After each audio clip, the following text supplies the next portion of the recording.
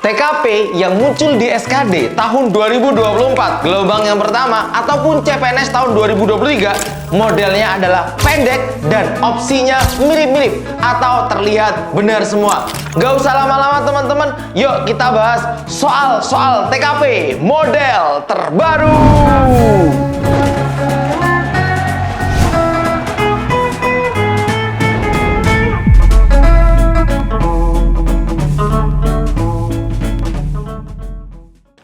Assalamualaikum warahmatullahi wabarakatuh. Halo teman-teman, selamat datang kembali ke channel Privatal Faiz. Spesial banget TKP model terbaru seperti yang sudah aku pernah bahas di video-videoku sebelumnya, yaitu TKP part 1, part 2, part 3, part 4, 5, 6, 7, 8, 9, 10, 11, dan 12, serta video kali ini adalah part ke-13. Spesial banget, aku akan membahas TKP yang terbaru berdasarkan teman-teman sudah tes di gelombang yang pertama SKD 2024 di bulan Juli dan Agustus ini teman-teman ya. Oke, jadi modelnya adalah soalnya pendek dan opsinya mirip-mirip. Langsung aja siapin alat tulisnya, kita mulai. Rani adalah seorang kepala perusahaan yang menghadapi dilema antara memilih keuntungan finansial yang besar atau menjaga hubungan baik dengan masyarakat sekitar. Dia perlu memilih sikap atau tindakan terbaik untuk mengutamakan kepentingan organisasinya dan juga masyarakat. Jadi dua hal yang perlu diutamakan di sini. Sikap Rani adalah A. Mengambil keputusan yang berorientasi pada profitabilitas, B. Melakukan penelitian dan mengadopsi praktik bisnis yang bertanggung jawab antara sosial dan lingkungan, C. Berkomunikasi dengan masyarakat sekitar untuk memahami kebutuhan mereka dan mencari solusi yang menguntungkan baik perusahaan maupun masyarakat. D. Membentuk kemitraan dengan organisasi nirlaba, atau E. Membangun hubungan dengan pemerintah setempat untuk memperoleh dukungan dan insentif. Nah, model soal TKP terbaru opsinya itu mirip-mirip, terlihat semuanya memang positif, memang benar. Maka kita harus mengurutkan jawaban mana yang paling terbaik, yang paling benar dari jawaban-jawaban yang benar teman-teman. Oke, silakan teman-teman mau komen, nanti kita cek ya dari nomor 1 sampai nomor terakhir teman-teman benar berapa, salah berapa ya. Oke, kalau sudah kita bahas. Seperti video sebelumnya, kalau kita membahas soal TKP kita harus memahami dulu konsep dari 6 subtes TKP, yaitu ada pelayanan publik, profesionalisme, sosial budaya, TIK, jejaring kerja, dan anti radikalisme. Nah, cari tahu di soal itu kita sebagai apa peranannya. Lalu pasti akan ada masalah yang ada di soal tersebut. Nah, masalah itu bisa aja satu ataupun dua masalah yang ada di dalam soal. Lalu kita harus menyelesaikan, mencari solusi dari permasalahan yang ada di soal sesuai dengan wewenang dan posisi kita gitu. Yang terakhir, pilihlah jawaban yang paling terbaik yang mampu menyelesaikan semua permasalahan, yang paling baik ya dari pilihan-pilihan yang memang sudah baik atau positif teman-teman. Oke, sudah ya, kita cek nomor 1. Pahami dulu kata kuncinya, yaitu di sini sebagai kepala perusahaan yang menghadapi dilema antara memilih keuntungan finansial yang besar atau menjaga hubungan baik dengan masyarakat. Jadi 2 poin itu permasalahannya. Dia perlu memilih sikap dan tindakan terbaik untuk mengutamakan kepentingan organisasi dan masyarakat. Berarti bagaimana dia itu bisa mendapatkan keuntungan yang besar sekaligus masyarakatnya pun dapat gitu. Nah, mungkin nanti di opsi akan ada pilihan-pilihan yang hanya keuntungan di perusahaan, akan ada yang keuntungan di masyarakat saja, tetapi tidak keduanya. Maka teman-teman mencari keuntungan yang keduanya teman-teman ya. Oke, yang A. Mengambil keputusan yang berorientasi pada profit ya. Profit itu keuntungan perusahaan. Oke, bener ya, meskipun akan berdampak negatif pada lingkungan, ini bener sesuai, tetapi permasalahan yang ingin bahasanya mengutamakan kepentingan masyarakatnya ini kurang bisa terselesaikan. Maka opsi A itu hanya bagus untuk kepentingan organisasi. Tapi masih oke teman-teman ya. Oke, kita simpan dulu ya. Kini kita oke, tapi belum maksimal, belum menyeluruh. Yang B. Melakukan penelitian dan mengadopsi praktik bisnis yang bertanggung jawab secara sosial dan lingkungan, meskipun itu mengurangi keuntungan jangka pendek. Kalau ini fokusnya kepada lingkungan, ini juga bagus ya. Ya, tetap dapat keuntungan ya, tetapi mengurangi saja. Ini lebih oke daripada opsi yang B teman-teman. Berkomunikasi dengan masyarakat sekitar untuk memahami kebutuhan mereka seperti apa dan mencari solusi yang menguntungkan baik perusahaan maupun masyarakat. Nah, ini solusi terbaik ya, menyelesaikan permasalahan untuk perusahaannya dan juga masyarakat. Ini jelas terbaik banget teman-teman. Membentuk kemitraan dengan organisasi nirlaba untuk menjalankan program kegiatan sosial yang dapat meningkatkan citra. Nah, ini bagus, tapi dia fokusnya meningkatkan citra perusahaan, tetapi belum menyelesaikan masalah utama yang ada di soal. Teman-teman mungkin ada yang kegocek yang D ya. E. Membangun hubungan dengan pemerintah setempat untuk memperoleh dukungan dan insentif dalam menjalankan kegiatan bisnis yang sejalan dengan kepentingan masyarakat. Ini sebenarnya oke. Jadi C itu baik ya, E juga menurut aku baik juga ya. Tapi jawaban yang paling baik untuk sikap dan tindakan sehingga kita bisa mengutamakan kepentingan organisasi, menguntungkan organisasi, perusahaan, dan juga menguntungkan masyarakat. Maka terbaiknya adalah komunikasi dengan masyarakat. Apa yang mereka butuhkan, cari solusi bersama-sama untuk bisa mendapatkan keuntungan baik itu untuk perusahaan maupun untuk masyarakat, teman-teman. Maka jawaban terbaik itu ada di C, teman-teman ya. Kemudian bisa dilakukan dengan di B dan juga di E, teman-teman. Nah, kita lihat poinnya dulu. Jadi poinnya itu C, B, E, poin tertingginya 5, 4, 3. Silakan teman-teman cek ya. Jawabannya yang C.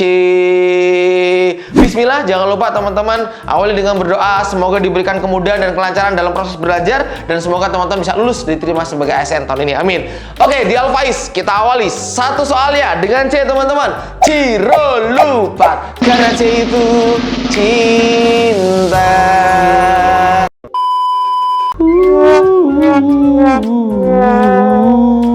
Oke teman-teman, sekali lagi terima kasih atas dukungan kalian, atas support kalian, atas subscribe, like, dan share-nya. Semoga berkah buat kita semuanya. Kita akan terus membuat konten-konten yang berkualitas, teman-teman. Lanjut. Anda adalah administrator di sebuah lembaga pelatihan yang bertanggung jawab atas peningkatan keterampilan guru-guru baru. Bagaimana Anda memastikan pelatihan berjalan efektif dan sesuai dengan kebutuhan? Kira-kira jawaban teman-teman bakal milih yang mana?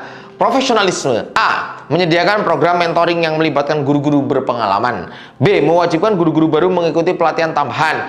C. Melakukan evaluasi kinerja secara berkala. D. Menyelenggarakan workshop interaktif untuk penerapan praktis teori yang dipelajari.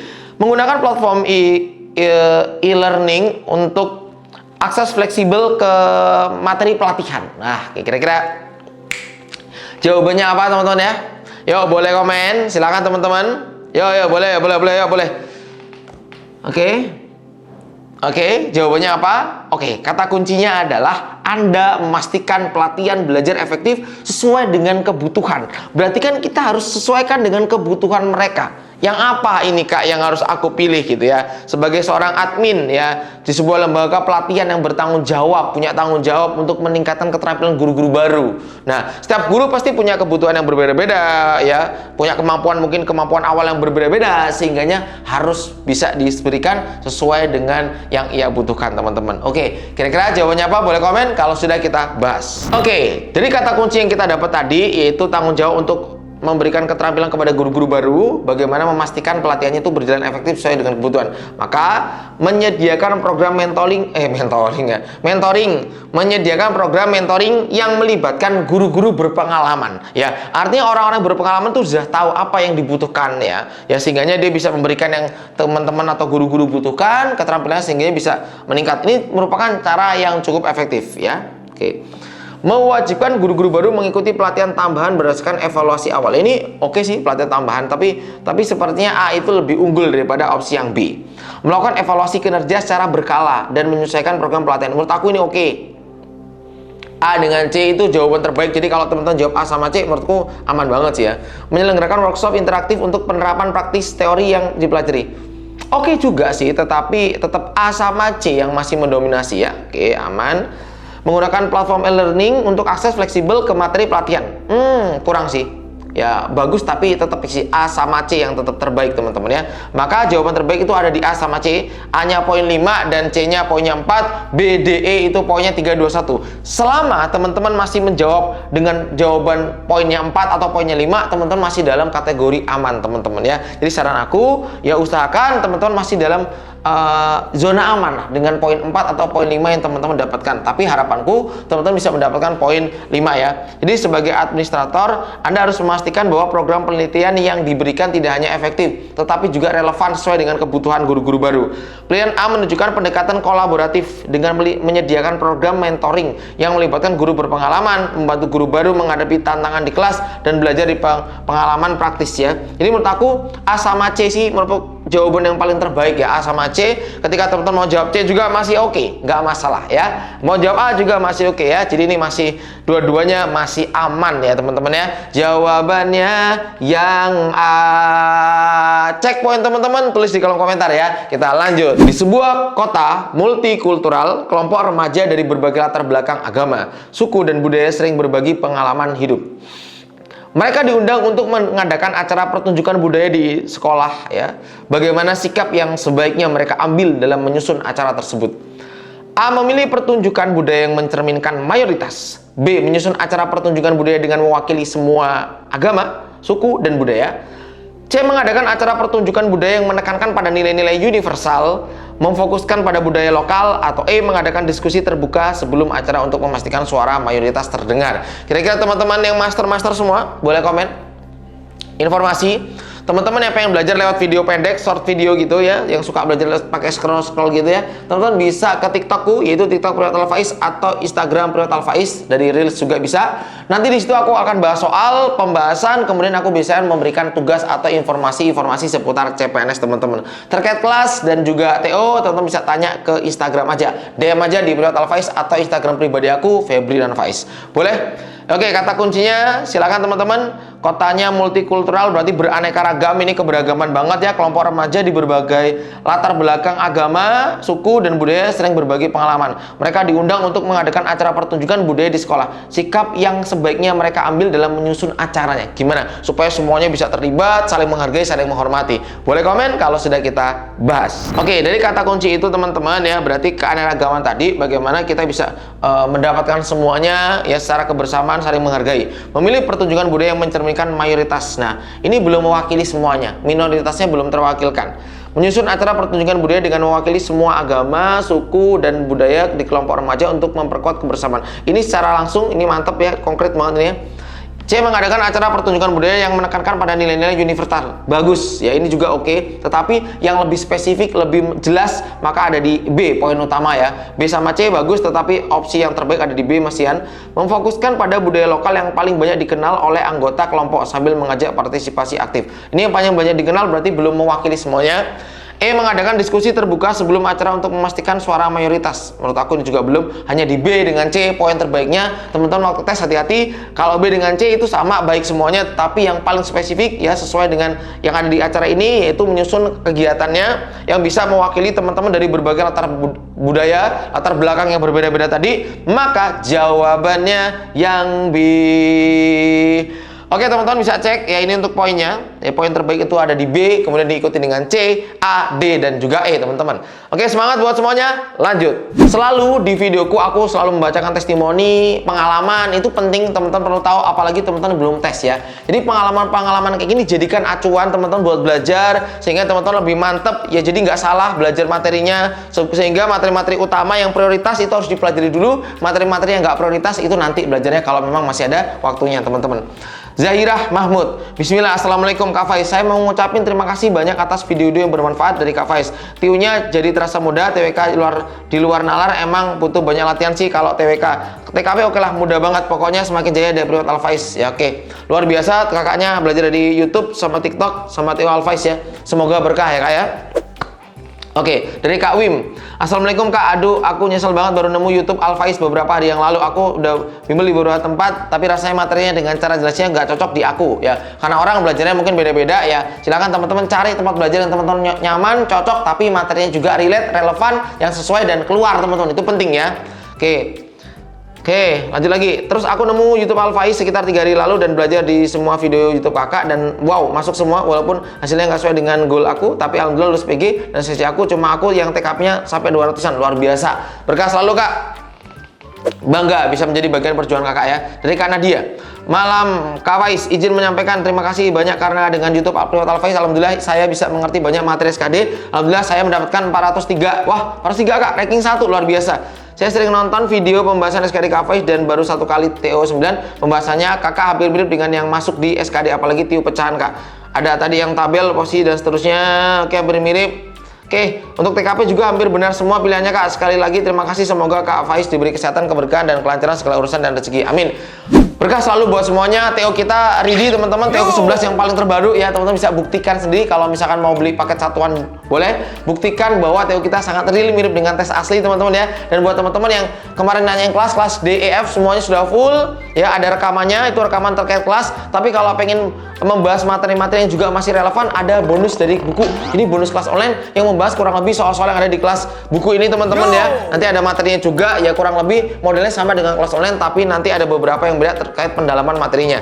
Teman-teman, di buku ini selain dapat kelas online, tryout yang terbaru juga teman-teman dapat pembatas yang kemarin teman-teman minta, sama dapat note ya, ini note-nya teman-teman ya.